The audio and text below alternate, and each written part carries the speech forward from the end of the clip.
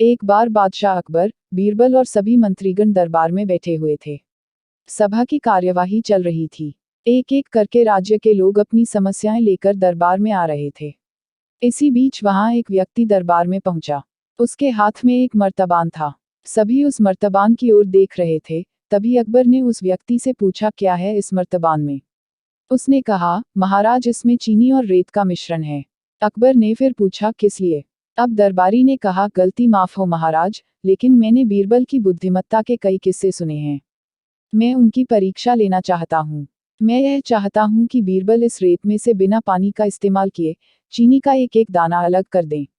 अब सभी हैरानी से बीरबल की ओर देखने लगे। अब अकबर ने बीरबल की ओर देखा और कहा, देख लो बीरबल, अब तुम कैसे इस व्यक्ति के सामने अपनी बुद्धिमानी का परिचय दोगे? बीरबल ने मुस्कुराते हुए कहा, महाराज, हो जाएगा, यह तो मेरे बाएं हाथ का काम है। अब सभी लोग हैरान थे कि बीरबल ऐसा क्या करेंगे कि रेत से चीनी अलग अलग हो जाएगी।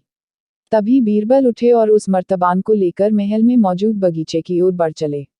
उनके पीछे वह व्यक्ति भी था। अब बीरबल बगीचे में एक आम के पेड़ के नीचे पहुंचे। अब वह मर्तबान में मौजूद रेत और चीनी के मिश्रण को एक आम के पेड़ के चारों तरफ फैलाने लगे। तभी उस व्यक्ति ने पूछा, अरे यह क्या कर रहे हो? इस पर बीरबल ने कहा, यह आपको कल पता चलेगा। इसके बाद दोनों महल में वापस आ गए। अब सभी को कल सुबह का इंतजार था। अगली सुबह जब दरबार लगा तो अकबर और सारे मंत्री एक बगीचे में पहुंचे।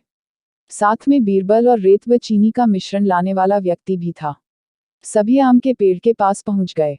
सभी ने देखा कि अब वहां सिर्फ रेत पड़ी हुई है। दरअसल रेत में मौजूद चीनी को चींटियों ने निकालकर अपने बिल में इकट्ठा कर लिया था और बची खुची चीनी को कुछ चींटियां उठाकर अपने बिल में ले जा रही थी। इस पर उस व्यक्ति ने पूछा, चीनी कहाँ गई? तो बीरबल ने कहा, रेत से चीनी अलग हो गई है। सभी जोर जोर से हंसने लगे। बीरबल की यह चतुराई देख अकबर ने उस व्यक्ति से कहा, अगर अब तुम्हें चीनी चाहिए तो तुम्हें चींटियों के बिल में घुसना पड़ेगा। इस पर सभी ने फिर से ठहाका लगाया और बीरबल की तारीफ करने लगे। कहानी से सीख, किसी को नीचा दिखाने का प्रयास आपके लिए हानिकारक हो सकता है।